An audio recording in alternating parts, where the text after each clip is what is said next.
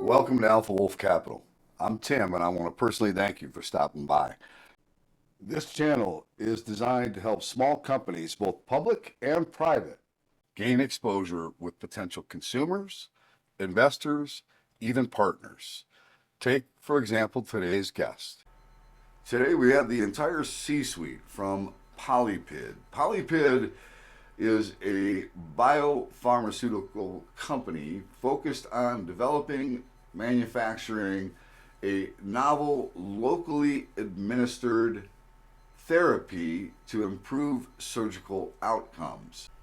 To simplify it, Polypid has a mechanism or a delivery system that enables them to deliver the therapy, whether that be antibiotics to fight off infection after surgery or to apply chemotherapy directly to a tumor. They have the mechanism that allows that to happen. This is without question a potential high impact company. I'm going to let the team tell you more about that in just a moment. This is not to be taken as investment advice. I am not a certified financial planner. This is for education and entertainment purposes only. I encourage everyone to do their own due diligence. Hey everybody, Tim from Alpha Wolf Capital coming at you with a brand new company that I have actually been following for longer than they probably think I was. But I met Ori at one of the investor conferences. I thought they had a very compelling story, and things are kind of coming to I don't know, I guess an inflection point, right? So now I've got the entire crew here. I've got the CEO, I've got the CFO, and I got the Chief Operating Officer. I don't need anything else. So I'm going to go ahead and just let you introduce yourselves and the position that you hold, and we'll take it from there. Thank you, Tim. I'm Dikla Chachkas-Axelrod. I'm the company's CEO, and thank you for having us here. Okay. I'm Johnny Mesalawan, the company's CFO. Nice to meet you all. And Ori Warshawski, Chief Operating Officer. And he's the guy that sold me. Remember that, Dikla. Remember that. On my bonus. I have no doubt about it. So let's give everybody that doesn't know and let's give them some background on what Polypid is. By the way, the ticker symbol is PYPD. It is traded on the NASDAQ, and they've got some really compelling things happening right now. But I'm going to go ahead and let you take it away. Sure. So this is really exciting time to be with you, because we are literally at the last half a mile, I would even say, of our long-term development of our lead product. So Polypid is a biopharma company, a late-stage biopharma company that has developed for over a decade a unique platform technology that allows for prolonged local delivery of the drug at the unmet need site, whether it's the incision site, the tumor site, the pain site. And this is what we've been doing. About 6 years ago, 7 years ago, we've started pushing much farther our pipeline product and our lead product, which is for the prevention of surgical site infection, releasing an antibiotic drug, a known antibiotic and approved drug, for 30 days at the incision site, with the aim to prevent surgical site infection and surgical complication. Our unique platform technology is in a molecular structure of, let's say, an onion or a book, where the surgeon applied at the incision site, whether it's an abdominal surgery all across the abdominal wall, or whether it's an orthopedic surgery or an open heart surgery, they apply it all over the abdominal wall, all over the incision, and layer by layer, the drug is released over 30 days. The 30 days is very important because the CDC defines in most of the surgeries, surgical site infection as infection that occurs at the index surgery within 30 days from the surgery. So the 30 days, having a gatekeeper that keeps the bugs away for 30 days is very important, but equally important because of our unique approach, because of our unique introduction of the drug to the site, we are able to create very high local concentration. And we've shown in different phase 2 and phase 3 in some of the surgery, more than 50% reduction of infection. I'm saying this is exactly the time to be here because exactly 3 weeks ago, we've announced that we've recruited the 430th patient for our phase 3, which is the numbers that is required for the interim analysis. And in the next couple of weeks, this quarter, we should be publishing interim data and early next year top-line result. Hey there, folks. I want to tell you about a new app that I am very excited about. If you want to up your investing game with Wall Street wisdom, stay informed, save time, and gain an edge, then you're going to want to check out this app, STOCKPICK. You can discover pro tips from top investors and expert curated financial news, all in quick video short form clips. I've been using this app and I got to tell you, I love it. I am extremely impressed with the quality of the content. It keeps me informed, and I have to tell you, I've used all kinds of comparable services out there. This one is priced at $79 US. It is a steal of a deal. And right now, on top of that, you can get an additional 25% off. I'm telling you, folks, I think you're going to love this app. Go to the description of this video and find the link. Make sure you use my code to get that 25% off. Okay, so let's talk about the hiccup that you had. It wasn't anything that it was just the conditions that you had with COVID hitting, right? So you had some really positive data, and then because of the conditions of what was going on with COVID, you didn't have as statistical of a difference as you had in prior studies, right? So That's true. Yeah. but now this is a very big grouping of individuals that, and you just, like you said, you just finished the 400 and what was it? 430. 430. Yeah. Yeah. So that's it. I would say that's a good size study, right? And Right. you got it's also a double-blind placebo, right? As well. That's true. Multinational, double-blind, 60 centers are involved in the study, still continuing to recruit. So once we have the interim, we should be also reporting last patient in for the top line. The study is powered for 600 patients. We did have somewhat of a mixed result from our previous study that was conducted. 100% of the patient were recruited during COVID, but the FDA, giving that this product has breakthrough therapy designation, looked at the data, and they specifically looked at about half of the patient population with the more complex surgery, the one that had 20 plus centimeters of incision. This was the more complex surgeries. And this half of the patient population, which was predefined, had very robust data. 54% reduction of infection, 40% reduction of mortality, 50+% reduction of reoperation. So very robust data, and the FDA looked at it and they say, we accept this data as supportive. This is not sufficient to have the product approved, but this is supportive.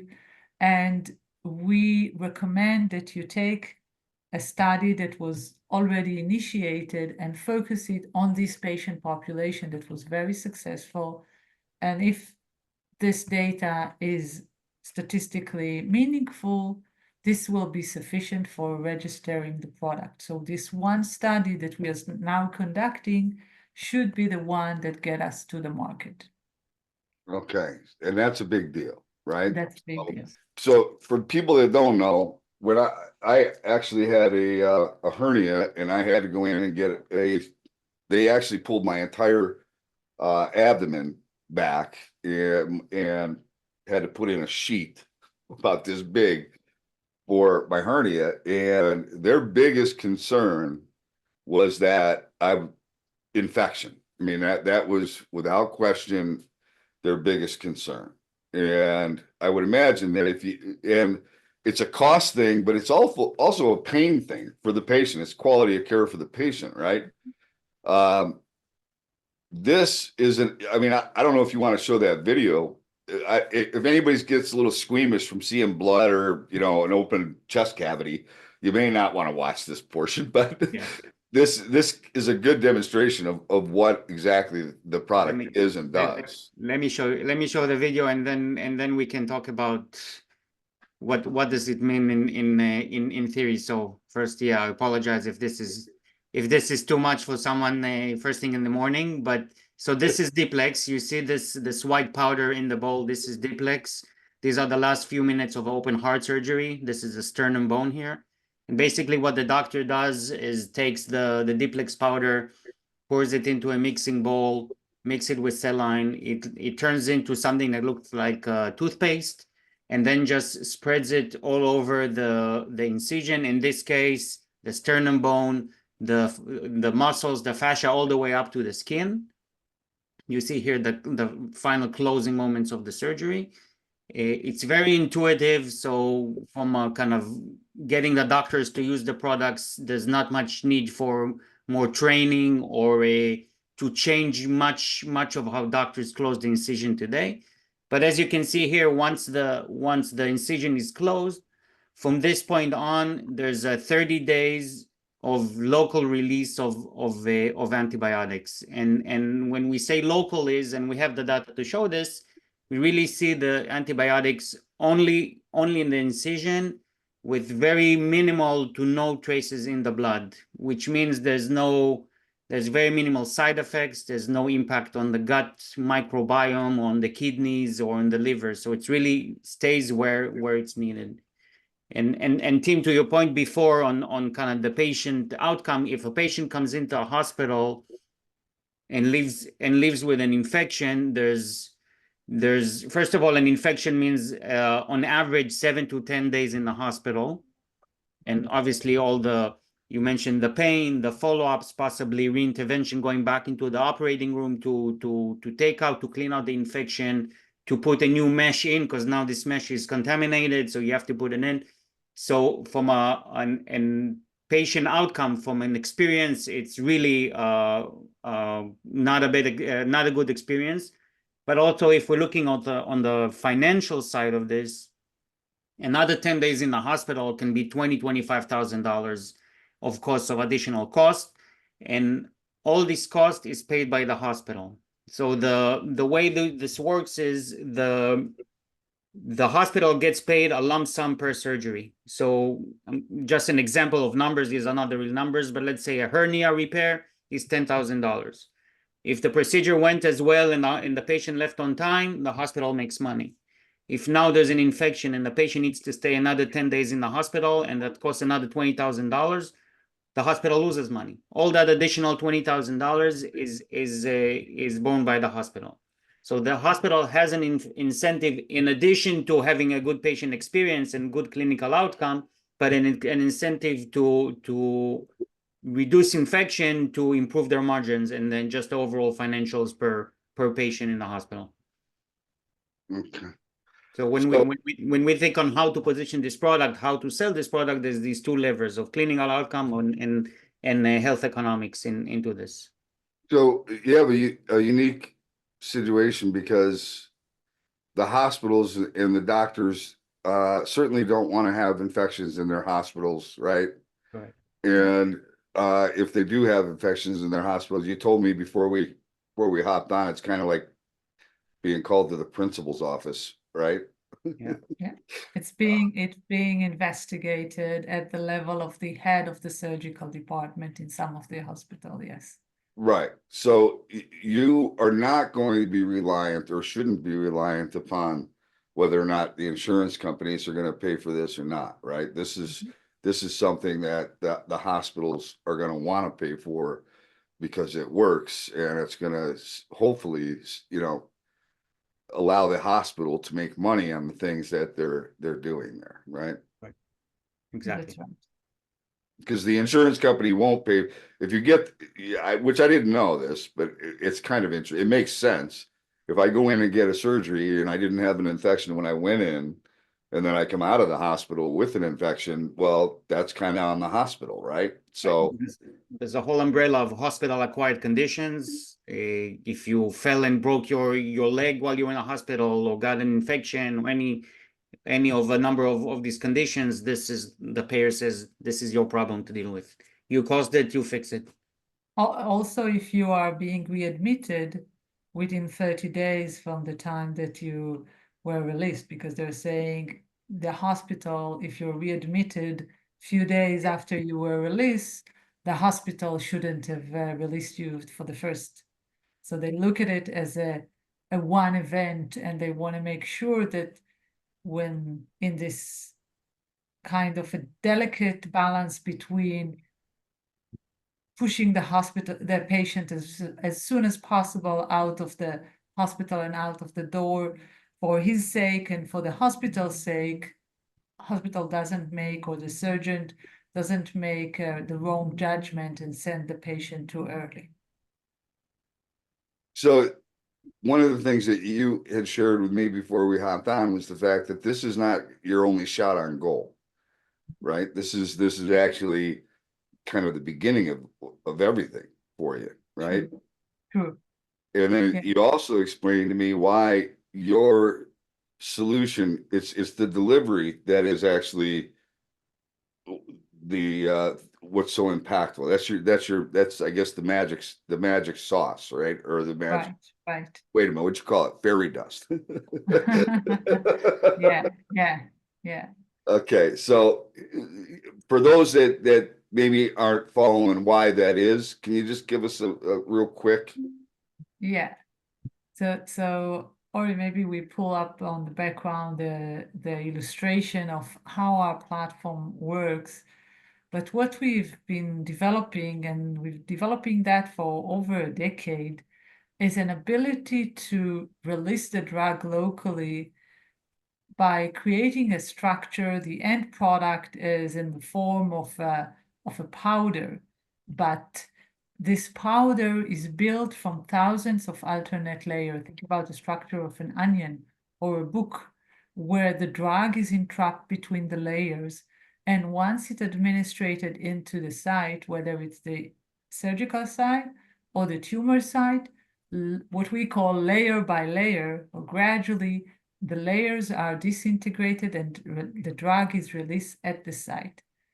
This unique platform technology is now at the last stages of phase 3 in surgical site infection, but our younger program is pairing this Plex platform with chemotherapy for the release of 3 weeks of release of the chemotherapy within the tumor site.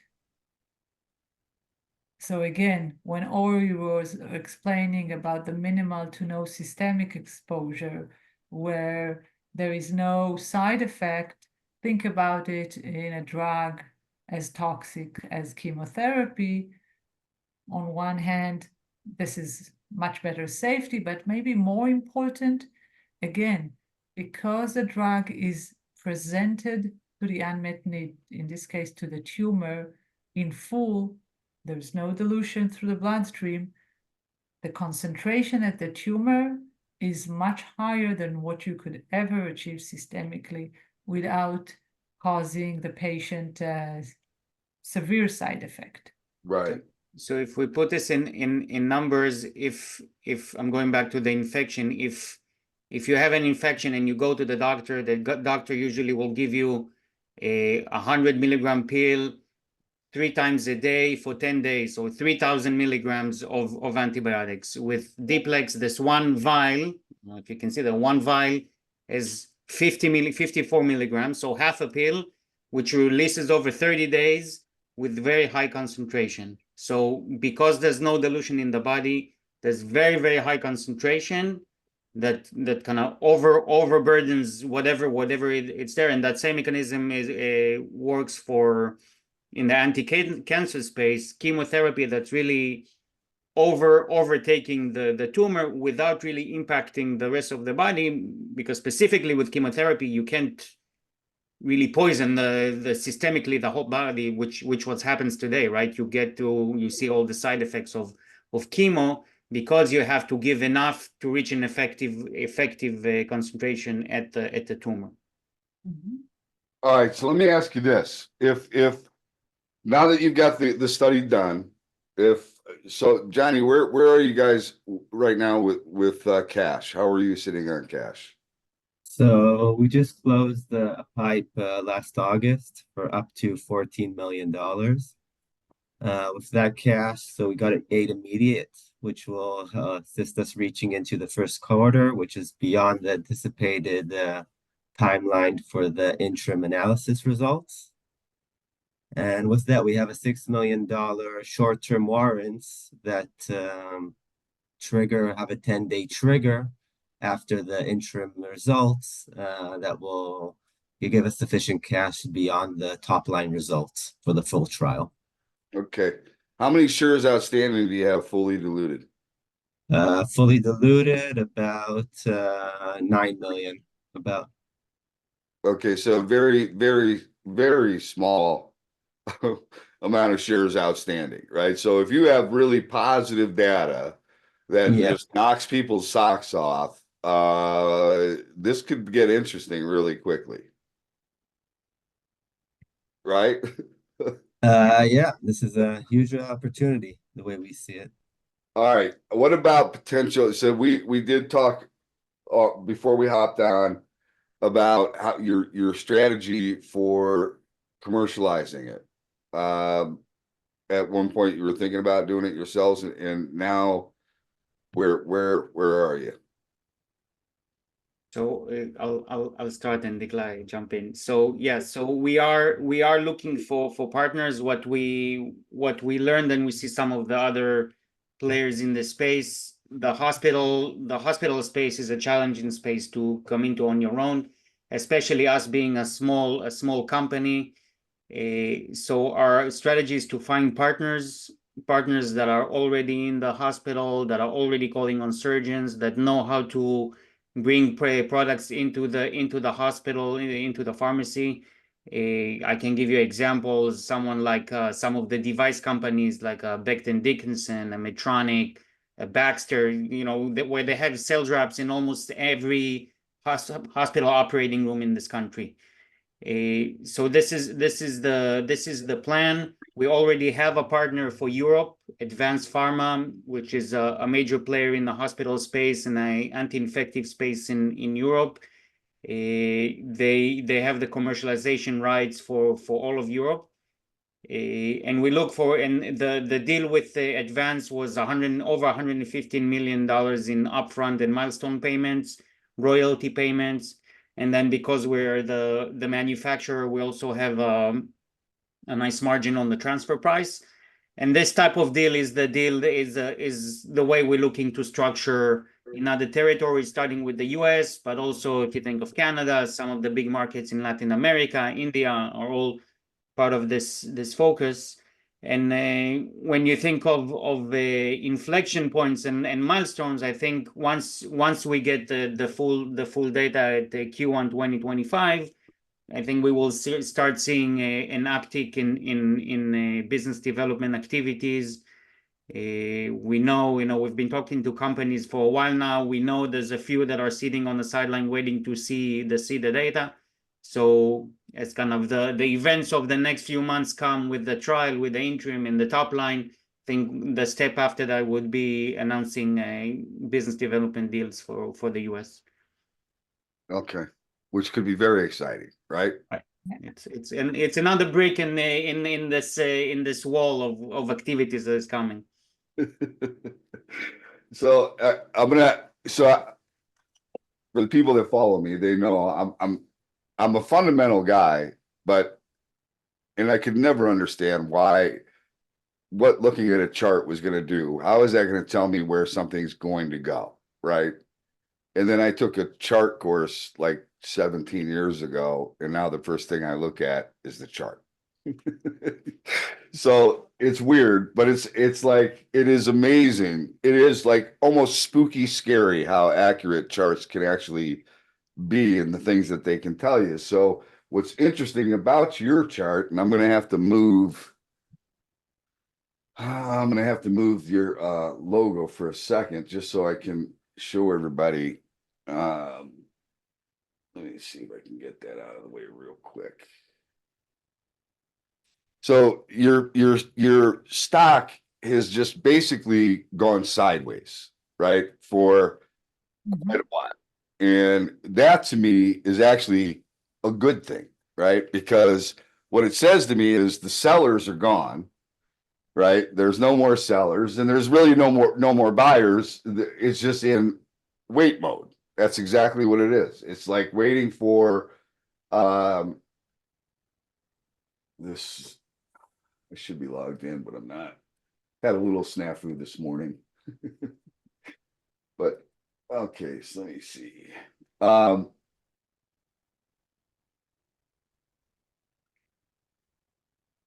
This will take just a second here. Oh, no. Maybe.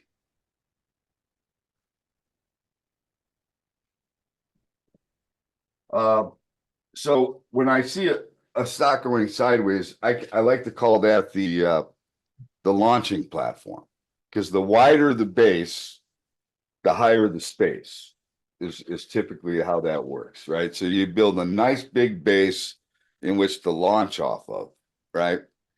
Like Elon Musk. Think about that rocket. Did you guys see him catch that rocket the other day? Yeah. It was amazing. That guy amazes me. He's unbelievable. But you've built out this big base. I think this could play out extremely well because you had that negative data, or not negative, just that the negative, the way it fell together, right? It was kind of like a false positive, I think, is something like, to me, right? So now you've got a probably the conditions, and you explained to me the conditions actually are better for your product in this current study than they were back when COVID was around, right? Because you've actually held the protocol that you haven't assumed that COVID left. You're still doing what was happening when COVID was here, right? So what could wind up happening is you could wind up having like these really stellar results. You've built this base out for quite a while, and if those results come in solid, like you think they possibly could, and because you have such a small amount of shares outstanding, this could get this could be a really, really fun ride. This is almost like, and I'm not telling anybody to buy the stock. That's not what I do.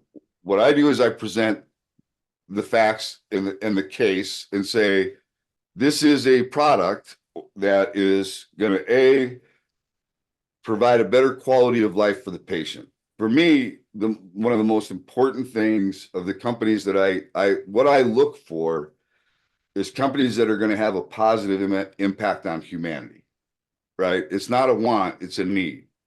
This is a need because you haven't had any development in this area at all, right? I mean, that's why you got the breakthrough therapy, right? So this is a really exciting time for this company. I mean, I would be on pins and needles, right? But it's such an interesting, or I shouldn't say interesting, low price, right? That it's kind of like, well, what's your risk reward in this scenario? If risk is you have no effect, I guess, and then, you know, the drug's no good, and that would be a painful experience, right? I think the odds of that, just going off of the previous studies, are pretty low. Would you agree with that? I mean, I don't want to get anybody in trouble here. No, I'll tell you what, the way we look at it, being a small startup company, we did the utmost possible to de-risk this study. And by de-risking the study, there are a couple of things that could have been done, and we've done them, and some of them were with the guidance of the FDA. But first of all, we are repeating the same patient population that had the more complex surgery in our first phase 3 and was very successful. We had there 54% reduction of infection and the primary endpoint, with an alpha level of 0.0032. The FDA wants to see the data being lower than 0.05. This was much lower than 0.05. So very high effect with a very low p-value or low alpha level. So we are repeating this group. The other thing that we've done, as you said, we assumed that the infection rate are steady to what we've seen in COVID. That although people are now back to the hospital as they used to, much more surgeries are performed, visitors are back, allowed back to the hospital, no one is wearing those masks anymore, and the hygiene processes that were in place, the robust hygiene processes that were in place during COVID are not there as much as they used to. So we assume all of this is still there, and we have powered and designed a study as if we are at the same level of COVID. The other thing is we've done this phase 3, and we now have a very well-established database of countries and centers with good clinical practice that were high recruited to our first study, and we went back to those studies. The other thing is obviously a lot of lesson learned that are part of repeating the same study again. But the other thing that we've recently heard from experts in the field is that they've seen evidence that infection rates are going back up. And us powering the data of the study to the COVID numbers and now seeing more infection rate will mean that we will need less patient to show that this is robust. And this is really de-risking the study. So yes, I agree with you. All right, so I now have the chart up. That took a little bit, but it's there. You can see that since basically, what do we got back here? Really, for the most of the year, right? You've just gone sideways.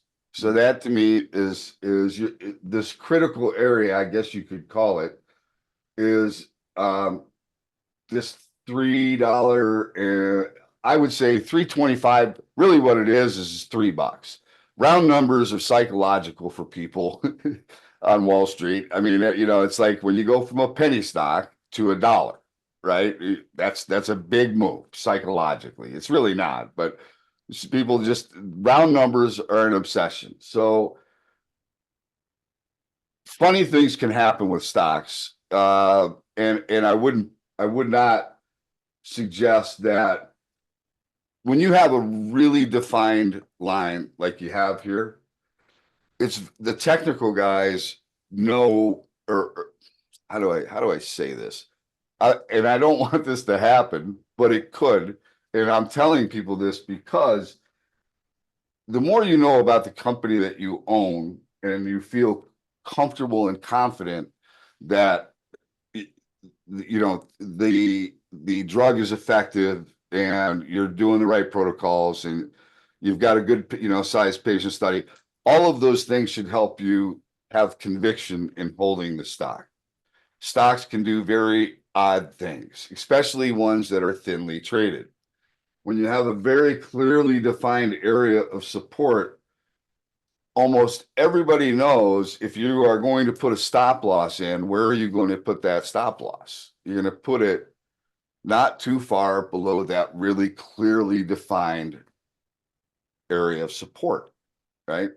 So if you're a wise guy, what do you try to do? You try to shake a whole bunch of weak hands out of the stock by driving the price down temporarily. I mean, this could happen in a day where you literally have, they drive it down, it triggers a bunch of stop losses, and that same guy that drove it down turns around and buys all those shares, right?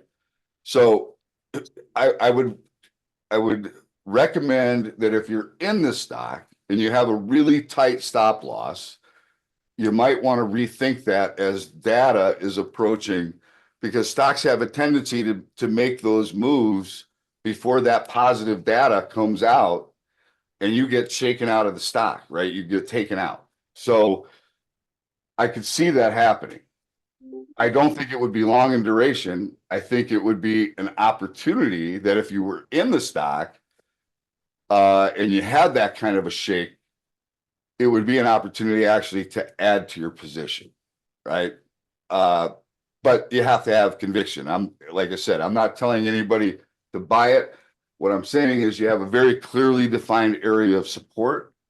They may try to take that area of support out temporarily. What'll be it, and you can always see when that happened too, because typically it is within a day or two that they take out that level, and then by the end of the day, literally it's back up above that level and some, right? That's actually the candle that is the turnaround candle. So I love the formation of the chart. I like the way that it's aligning with your data, which you say is going to be probably won't be. Will there be any data put out in 2024, or will it all be in the first quarter? No, so we will have the interim data this quarter before the Okay, so end. you'll have the interim data this quarter. So that could happen next month, Yeah. right? Next couple of weeks. Yeah, before the end of the year. It's the process that is being done. We've recruited the last patient in October 1st. Patient has 30 days follow-up when we are collecting all the data. And then after the 30 days follow-up, we need to clean it and analyze it. So it is this quarter, but there is still a couple of weeks until we can have the data. Do you have any KOLs? Sure. Yes. Yes? Yeah. We have KOLs. We also had some KOL event that is on our website that is Okay. explaining the unmet need, both from we had one showing the unmet need from the economic point of view. We just had recently, about 2 months ago or less than that, one that is more focusing on the aspect of COVID and infection rates now versus what they used to be. On our website, under the investor tab, there's the recordings of the two events. Okay, so that's the one thing I would also recommend, and I should put your. So this is what I would be looking at. I think three is a really good area that would be defended. I think if I mean, you can see now they did do a reverse split, and that's part of the reason why it's such a thinly traded stock. But literally, with really good positive data, this could be like a Mr. Toad's Wild Ride. I don't know if you guys know what that is, but at Disneyland there used to be this ride. It was it's crazy. It was just, you're spinning this teacup around, and if you didn't get sick, you're a pretty studly person. But it could get that kind of crazy, and I would imagine that if the data comes in positive, I'm sure you have people that are very clued in and watching what's happening with that data, right? And then it could be could there be a possibility of somebody trying to actually take you out, right? Trying to buy it. That's possible. Yes. It's I mean, possible. It's not possible that you we would see want to that. do it or agree to it because it's early in the game, but that is something. I mean, if they make you an offer you can't refuse, Yeah.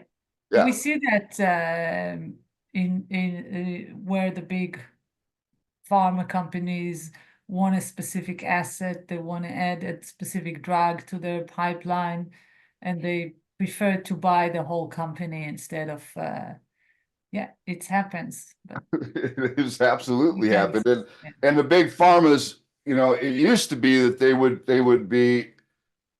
buy you early, right? If you had positive data, they would buy you early. But you know, there have been so many that have gotten all the way to that phase 3, and then for whatever reason they don't cross the finish line. So now the pharmas are they're willing to wait and pay up, right? I mean, they will pay up if you have a compelling enough drug, they will pay up. So I mean, there are a lot of potential scenarios here, and it is a low. How many shares are you trading on average per day? Do you know, Johnny? About About, I would say 7 to 10,000. yeah, it's 10, like somewhere around 10,000 shares a day, which is really thin. But when this thing has if it has really positive news, you could see it trade its entire float like 10 times in a day, right? I mean, that's how, and those are fun. I mean, those are really fun ones to have. So, I mean, you could look at it two ways. This could be a lottery ticket, right? You could kind of look at it like a lottery ticket if you wanted to take some shares and not get really aggressive. But I mean, it doesn't take a whole lot of money in a stock like this to have a really nice return, right? If things go their way. And things are looking, I would say, pretty good in that direction. So what I would recommend is that you go and you sign up. You have a do you have email alerts? Yeah. Sure. Yeah, of Yeah. course. Okay, good. So go to polypid.com and sign up for their investor alerts. And that way, when they have news, it will get sent directly to your email. And you won't have to go searching to find out why the stock is moving rapidly in whatever direction. You'll know. It'll be in your news. I highly recommend putting this one on your watch list because you're at an exciting, potentially an exciting inflection point.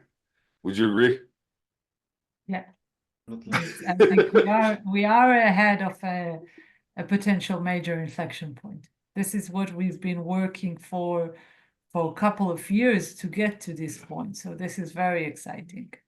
And then, you know, if it works, if the data is positive, like you said, that this is like the first inning, because there are other applications or therapies that you can go after and address, right? Yeah, definitely. All right, listen, I want to thank you for coming in and sharing the story. If anybody has any questions, I'm sure they can get in touch with one of you, right? Sure. And IR at polypid.com. okay, perfect. All right, I'm gonna shut this off. If you Thank you, feel Jeff. as though I missed anything, No, No, I I think think we've touched everything that is now just around the corner. So this is a very good intro to what we've been doing for the last decade. And we are now, as you said, just before a major potential inflection point. so you took over as CEO how long ago? 2.5 years ago? Yeah. I'm with the company for 10 years, but I became the CEO 2.5 years ago. Yeah. And so I'm going to ask you, what brought you to this company? What was the attraction? This is interesting. I've been in the last 20 plus years with a biotech company, Nasdaq traded one, and some of them had very complicated science, complicated concept. And here I saw a company that the concept is very simple. Think about it. Instead of taking the drug through IV to the vein, through a pill, if you could put any drug where it's actually needed without poisoning the whole body, this could be a game changer. And I thought, well, this is something so simple, but yet so needed. How come no one thought about it before? How come there is no hundred of technologies like that? Why do people need to endure chemotherapy and lose their hair if you could actually go directly into the tumor with the chemotherapy? So this was about 10 years ago. This whole concept really intrigued me, and starting to see that it actually makes this different, that being able to expose the illness, the unmet need to the drug really makes a difference, not just in terms of safety, but also in terms of the efficacy, the ability to have a much higher local exposure, change the way that it's almost like a new drug. So this was really exciting for me, and it still is. And I mean, you gotta just be going nuts right now because you're so close, right? I mean, I don't know how you sleep. No, first of all, I don't, and it's not just me. I mean, the whole team. We don't have here our head of clinical affairs and regulatory. They're whole really looking at it's like looking at the sand watch, seeing the time, knowing that at the end we are going to get this envelope and there is going to be the big prize there. So we're waiting for all of that. The way I view this is that if the results are positive, right, then you have a lot of winners. You have a lot of winners. You have the hospitals that are the winners. You have the patients that are the winners, right? Everybody wins, and I love scenarios like that. And the investors that have endured a rough time, and I'm not, I don't pull any punches. It's been a rough ride in the stock, right? But you're right on the cusp of for being rewarded for that patience. So, and the timing of the market itself, I think could help as well. I mean, you have a lot of positive things happening. So, I hope you guys hit a home run. I hope you knock it out of the park because everybody benefits, right? We hope so. You make quality of life better, right? So I think that's a big deal. Absolutely. Thank you. Yeah, agreed. And we hope to bring many more drugs after that. Well, let's do this. After you have your interim, data, let's have you back and let's talk about what that means, right? So Great. that everybody really understands. Does that sound like a plan? Yeah, yes, this is great, Glenn. Okay, perfect. Thank you very much for coming in. I'm going to shut this off. Hang out for 1 second. Thank you for tuning in to another interview here at Alpha Wolf Capital. Today we had Polypid, PYPD. As you can see, I posted up on the screen here a shot of the news release they have this week. This is very good news, very good for the company. I hope you enjoyed today's interview. Make sure you go look up that article and take a look. But I hope you enjoyed today's interview. And if you did, do us a favor, please give us a like. How about giving us a share? And while you're at it, make sure you smash that subscribe button. All of those things are extremely important to us here at Alpha Wolf Capital, and we appreciate you taking the time to do that. Till next time, stay safe. Alpha Wolf Capital wishes you the very best of success.